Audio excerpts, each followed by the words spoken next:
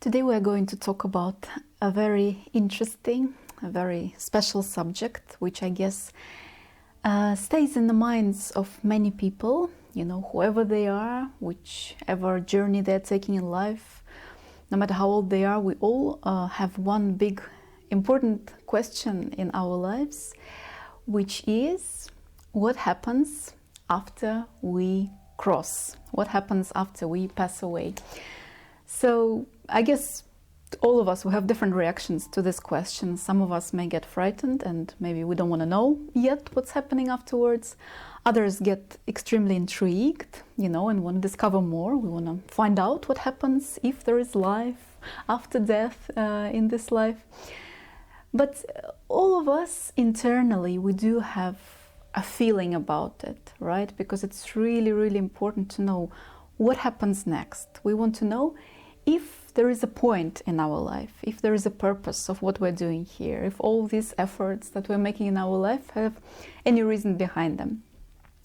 And it transpires that yes, there is life after death. There is more than one life after death. There is actually an eternity of lives after death, depending on where we decide to go afterwards. So there is a lot going on afterwards, and there is a whole process happening, which we do not consciously remember because we have the so-called human amnesia, like a lack of memory consciously. The memory is cut off, so we don't remember what actually happens. So, we don't make any maybe predictions, or we don't get scared, or we don't follow a particular plan. They want us to find out what to do ourselves. So the idea is that some knowledge is not given to us so that we can pass the lesson, pass the test, as they say, learn in the school called life and go to our next steps of our journey.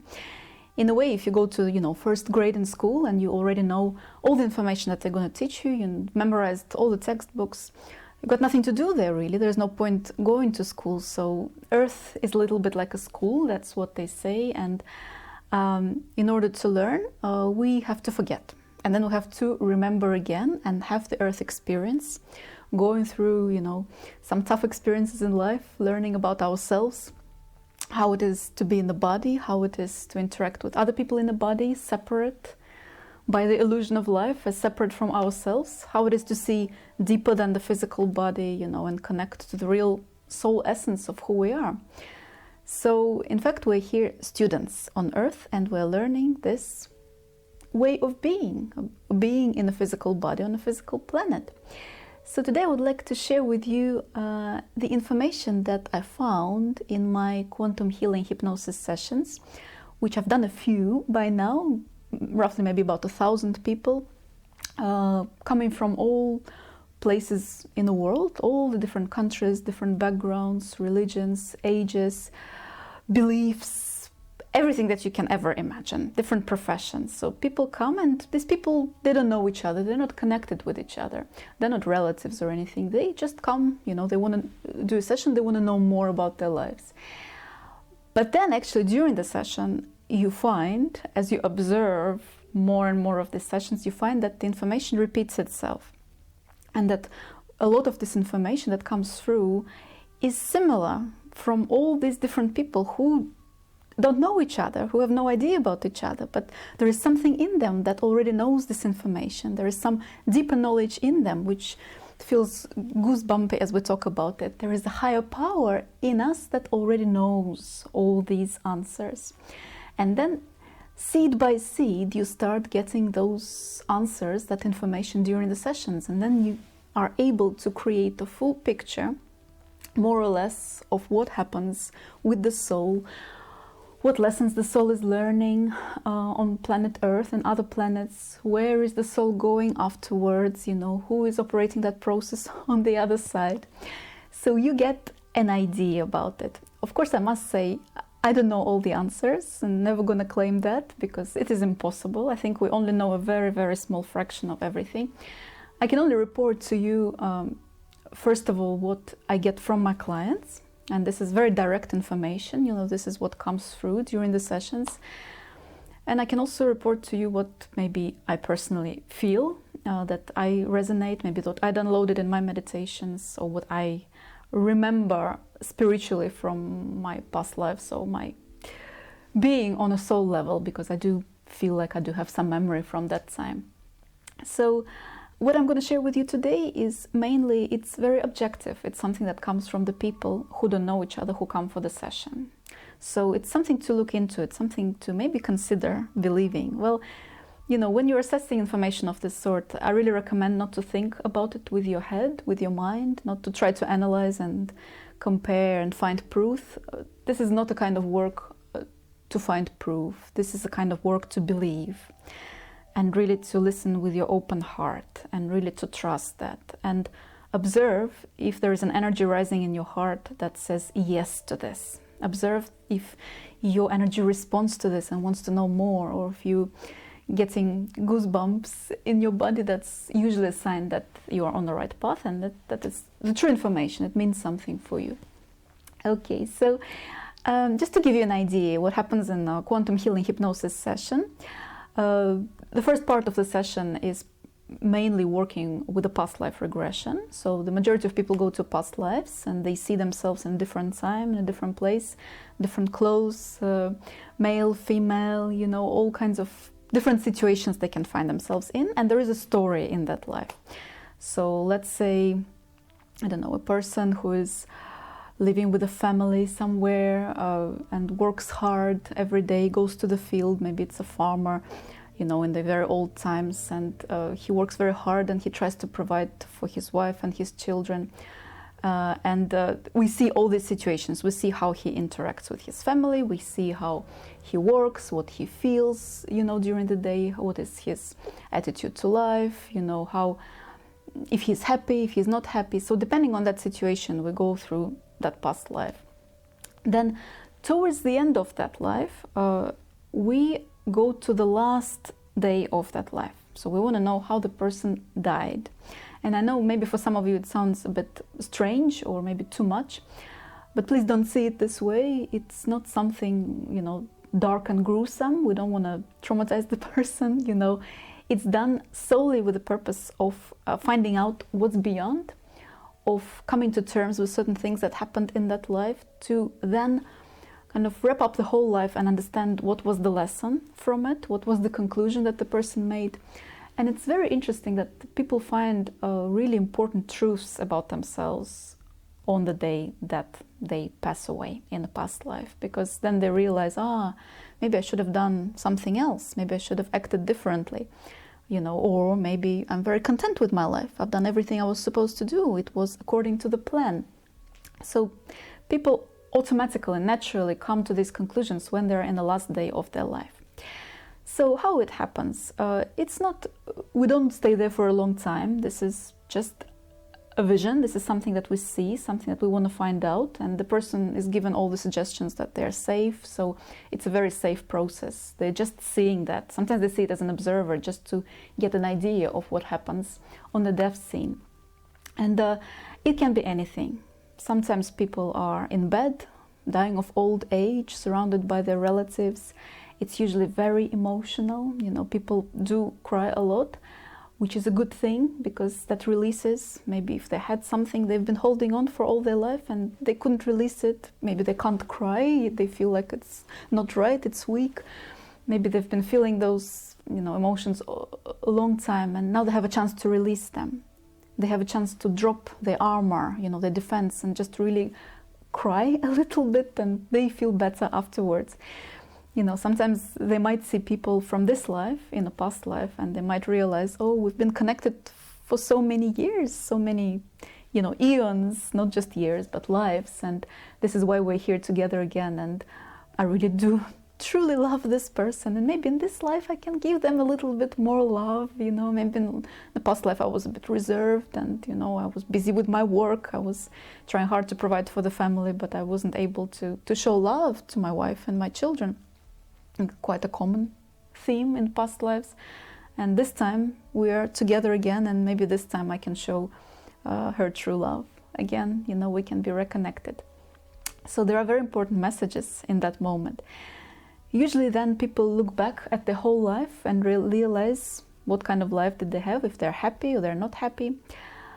I must say, very commonly people feel that, maybe I shouldn't have worked so hard.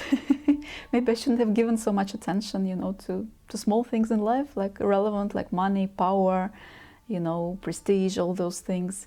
Maybe I should have paid more attention to love and my family and what I really felt with my heart I wanted to do. This is very common, I wouldn't say it's every past life, but, a good majority of past lives, they will have a lesson like that the people need to focus more on love and what truly makes them feel happy. Sometimes people regret certain things, maybe that they weren't honest with themselves, that they chose, society rules over their own love.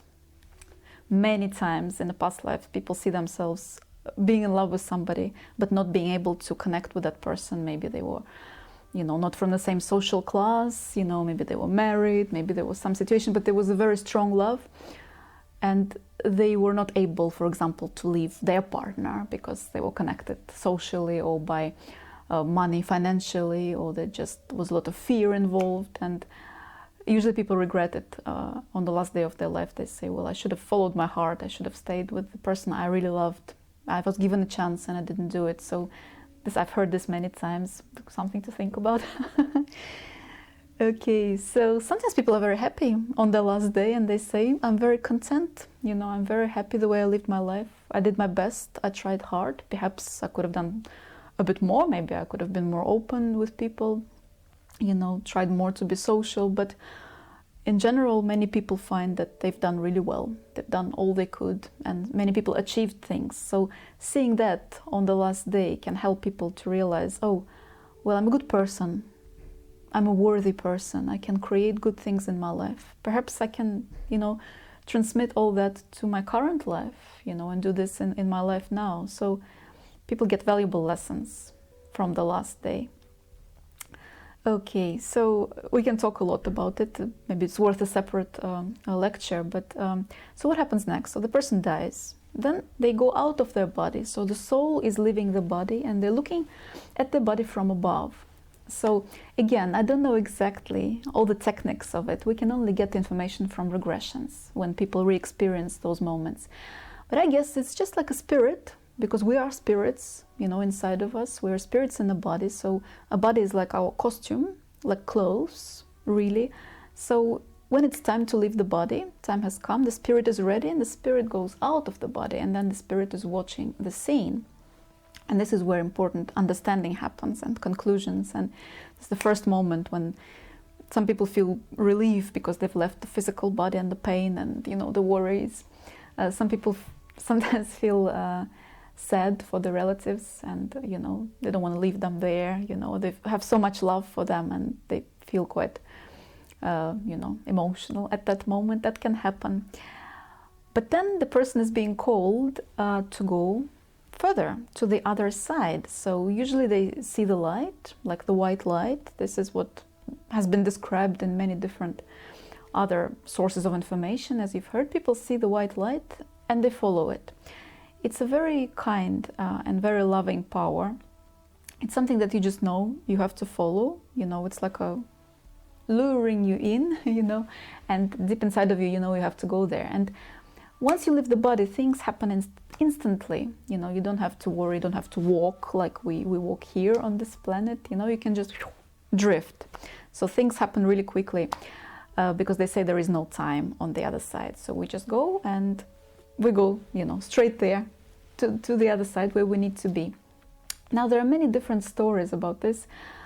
Sometimes people go to places in between. Sometimes there is like a waiting place. I had several sessions like that when there were many souls and they were waiting where to go next. They were waiting for their guides to accompany them, to take them forward. So it's like, you can say, a big collection of the spirits there. Some you may even recognize from this life. And it's like a train station, and they're waiting for the train. They need to take the right train to go further. But we're going to go further than that. And usually when people find themselves already on the other side, I'm just going to give you the impressions that I got, that the people told me. It's usually a very happy place. It's a lovely place. It's a beautiful place. And you all deep inside you remember that place, you know, as we talk about it now, most probably you have a little recollection waking up in you. It's like a heaven place. It's what we can dream about. It's what we sometimes see in dreams. It's something we naturally just really want to go back to. It's a beautiful place. There's a lot of light in this place. People describe it sometimes as a place similar to the earth, but operating on a much lighter frequency. So everything is made of light, but may resemble the earth. For example, they might see trees, parks, valleys, fountains, you know, alleyways, and beautiful buildings, castles. So people see those things, but they say, well, it's not like on earth, you know, it's a different vibration. It's much more happier place. It's very light, you know, and they usually say, well, I haven't got a body. I'm just a light being. I'm just like a energy being, you know, like a being of light. So there is no physicality there. It's a different type of place. And as soon as people find themselves there, they feel great. They feel a relief, you know, and it's a happy place. I'll be honest with you, I've never ever encountered anything which resembles hell, you know, what people talk about. Not a single time. Out of all the sessions I've done, I don't know, maybe in the future something will come, but so far, absolutely nothing of the negative vibration on the other side. So I'm sorry, but I don't know. I don't believe there is anything negative there. I believe there is all love and light. This is my personal belief. So it also probably depends on what you believe in and how you see it, because they say it depends a lot on how you create reality, not just in this life, but also after this life, what vibration you emit, you know, which vibration you want to go to. But so far, what I've seen, it's all very good, very loving, very welcoming. It's a pleasure to be there. So many times people are greeted by their guides. So usually they see them as tall beings in white robes with white beards, a bit like wizards. You know, what we see in this life, sometimes these are the images. An old man, tall old man. I don't know why, but they're usually very tall on the other side. And they have this presence which just makes you feel like that. Like they know so much about you. They know everything about you. They know you like a little baby, like a little child, and they love you deeply. And there are many of them, several of them. I believe every person has a different number, different combination, but it's like a group. And they greet you. And it's almost like you communicate telepathically with them. You just know what they're telling you. You just know their message intuitively when you speak to them. So people just start talking, you know, and then they're there in a regression, and they just deliver the messages from their guides directly, what they're saying. And many times they're greeted, we're being welcomed on the other side. They're saying, well done, you've done well. Even difficult lives, even the so-called lives where maybe the person hasn't achieved the full potential, or maybe they've done something bad, what we think is bad, there is no judgment on the other side. I have to say that. Not a single time I heard a judgment or criticism or anything like that. It's only love. And we're very, very loved. And you must be assured that whatever you do in this life, you know, as long as you keep improving and you are aware, you know, you're working on yourself, they will just love you. They will never tell you off, you know, or judge you. They will welcome you, very, very big warm embrace, and they will just tell you, well done, our child. We're so proud of you. You've done so well. Thank you for doing this assignment. You've succeeded so well. We're proud of you. That's what people say. That's the words what we hear so often from them.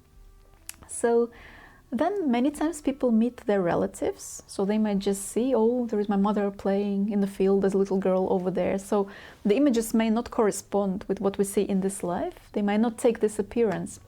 Sometimes they might mask themselves. So for example, I remember one person, she saw her, I think, grandfather or some relative as a Leo, like as an animal, but she knew, in that situation that, this is how he would portray himself to me. He's playing this game so I can recognize him. So in fact, he hasn't got a body, but he's shaping into that form, which for her would make sense, and she would feel the energy of her grandfather. So that happens quite often. They shapeshift, and they will take a shape that only you will recognize.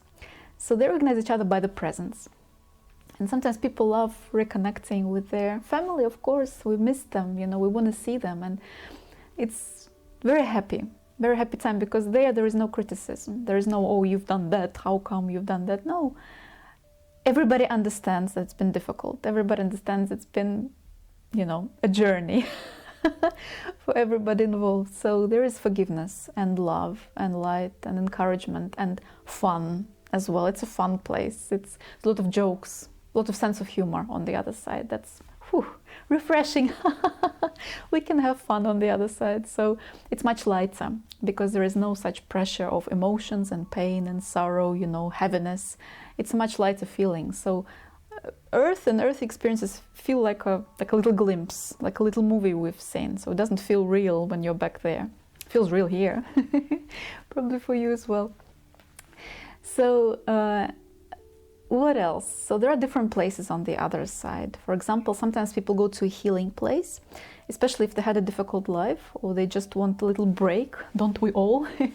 They send us to like a nice place, which may be like an altar or a healing, like a sanctuary, what it is called. Like I just see it as like a rounded place with a light coming from the ceiling. So I've heard several stories like that.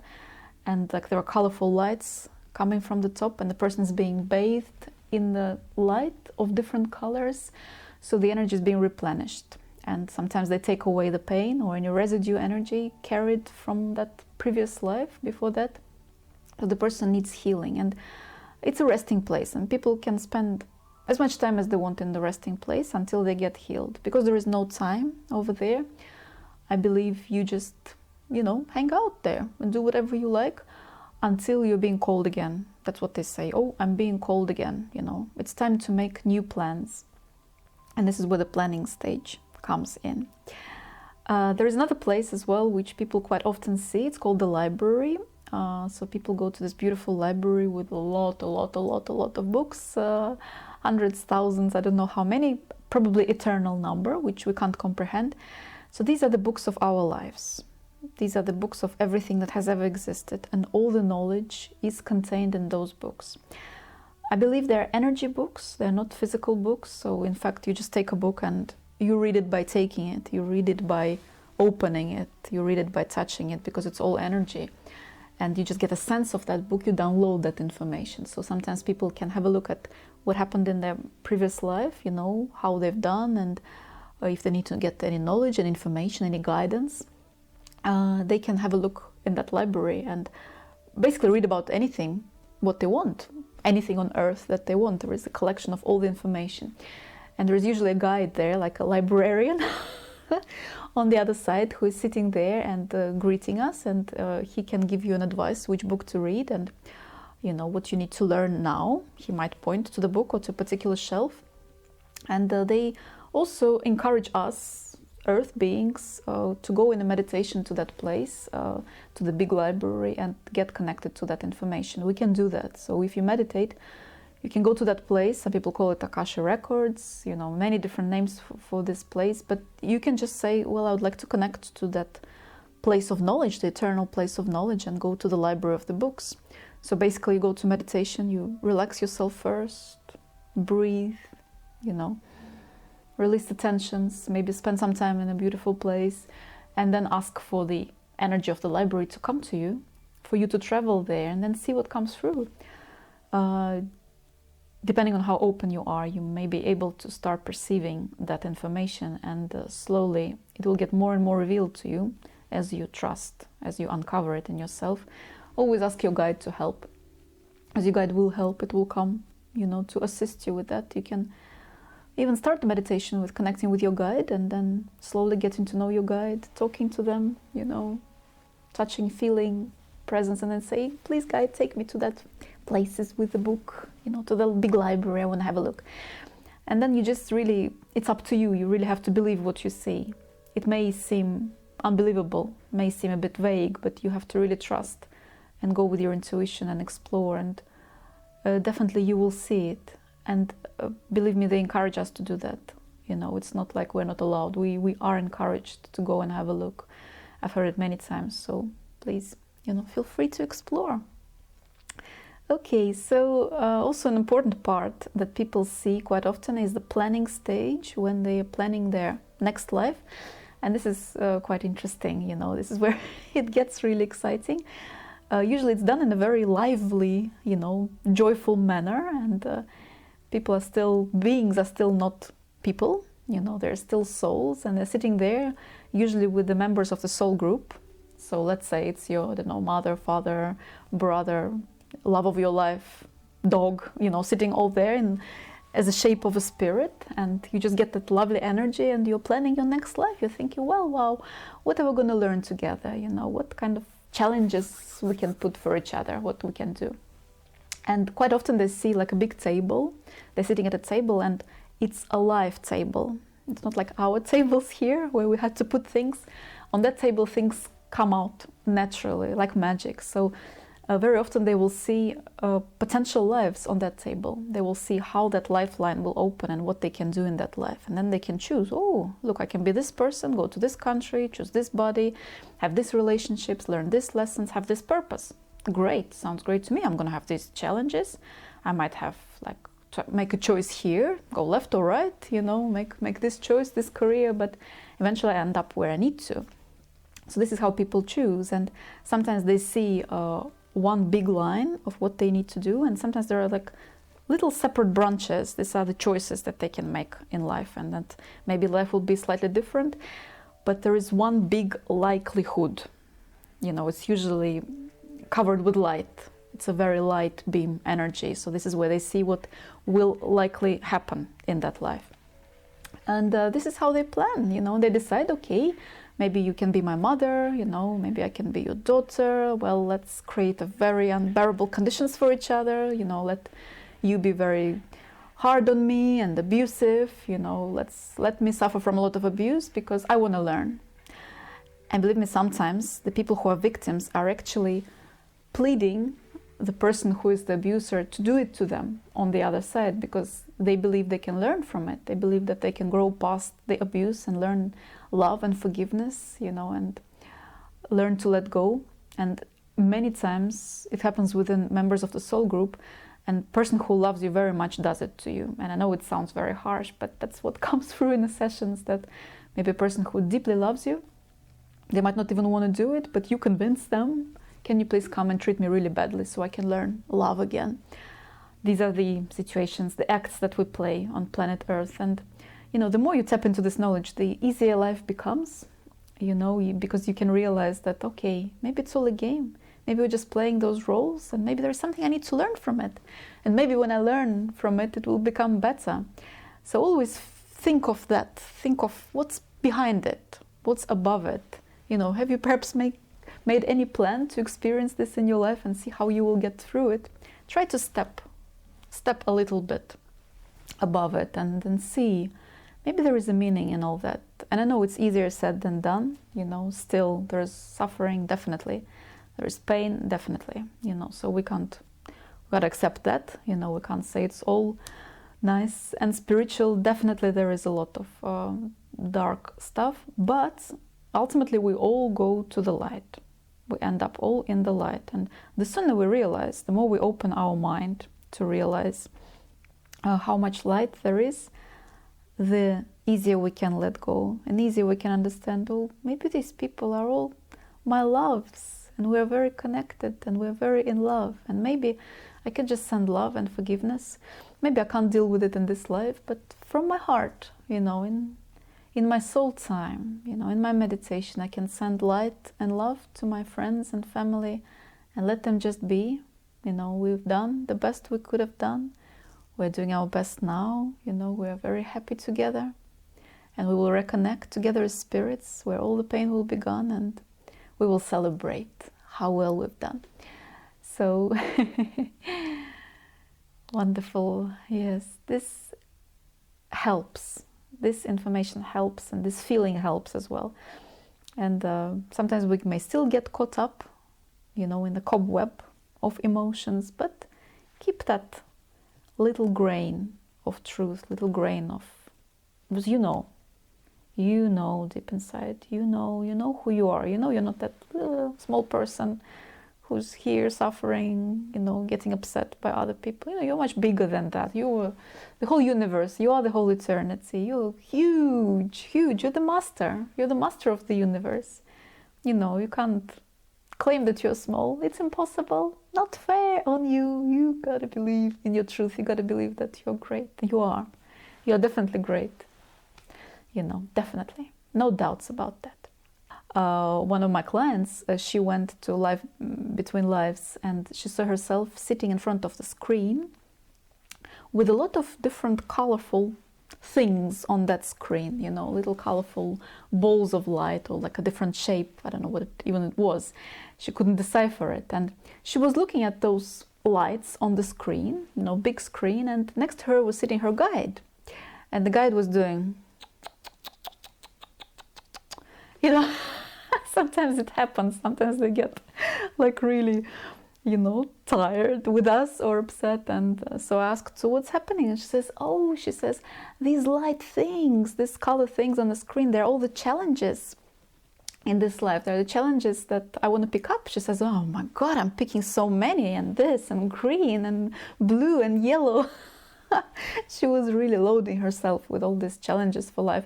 So the guide next to her was sitting, oh, it's way too much. You're not gonna cope with all that. You're putting too much on yourself. So, you know, she's been warned. You know, we were giving this information before that maybe it will be just too much. But she was feeling very brave.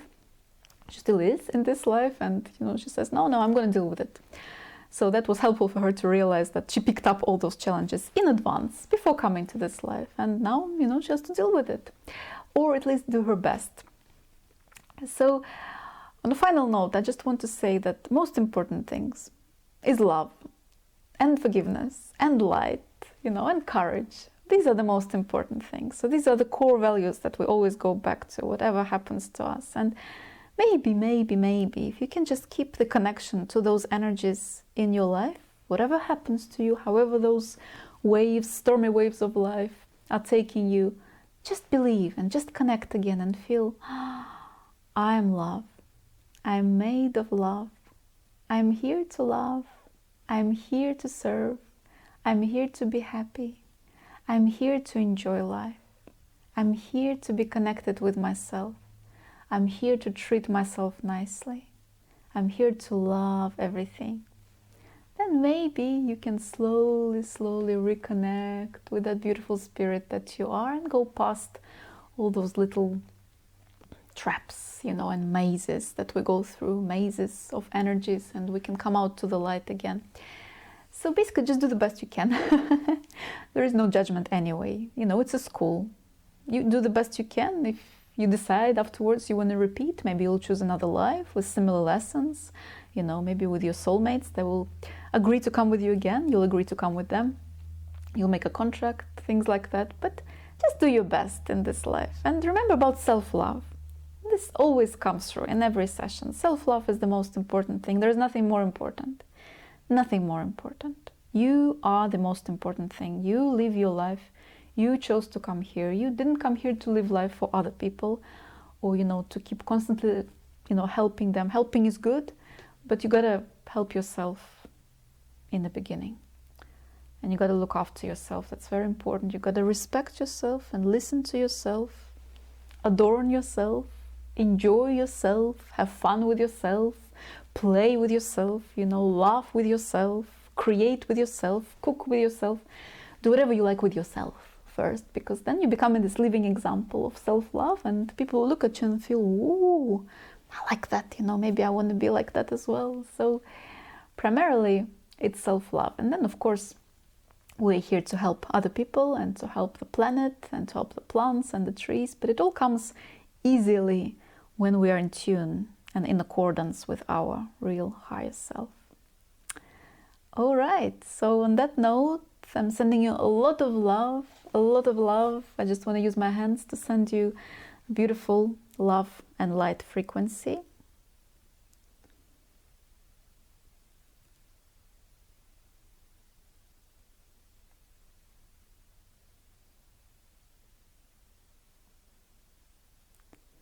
So you can remember who you are. I'm going to send you the energy now of memory. Deep memory, deep, deep, deep memory, and very pleasant memory. I'm going to give you the best memories now. The best memories that you've had as a soul, as a beautiful big being that you are. I'm going to give you that little moment of connection with your bigger self. And you are indeed very beautiful in it.